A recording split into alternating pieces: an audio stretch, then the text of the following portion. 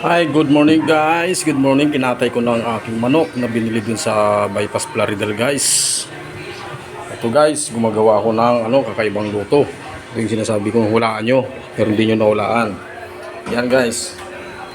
Yan yung laman ng manok. Hiniwa-hiwa ko ng maliliit. Tapos, gagawa ko ng dinuguan. Yan guys, dinuguan. Lagyan ko ng suka yan. Nilagyan ko ng suka para hindi buo yung yan guys. Yan tinatawag na dinuguan. Yan ang mga sangkap guys. Yan. Yan ako ng Yan guys, simple lang yan, dinuguan ng manok. Yan.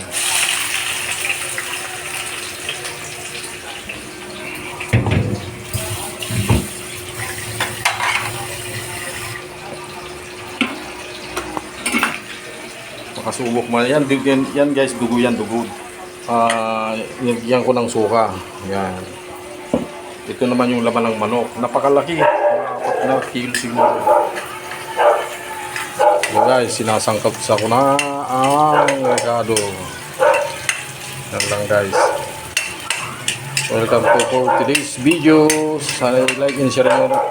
Aking tulong na rin sa akin guys. Maraming salamat guys.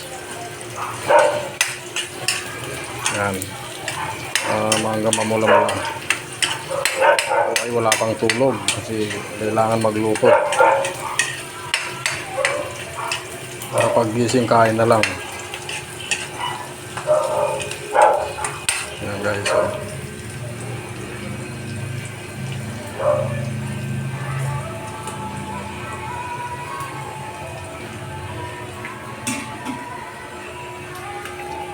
Yan, hindi alam eh. Yung iba, mga taga-Ilocos, Ilocano, yan, ma-relate nila kung diniguan. Dugo, yan. Ito naman yung laman ng manok. Iniwa-iwa ko ng maliliit yung pang dinaandakan kumbaga sa baboy. Pero manok yan.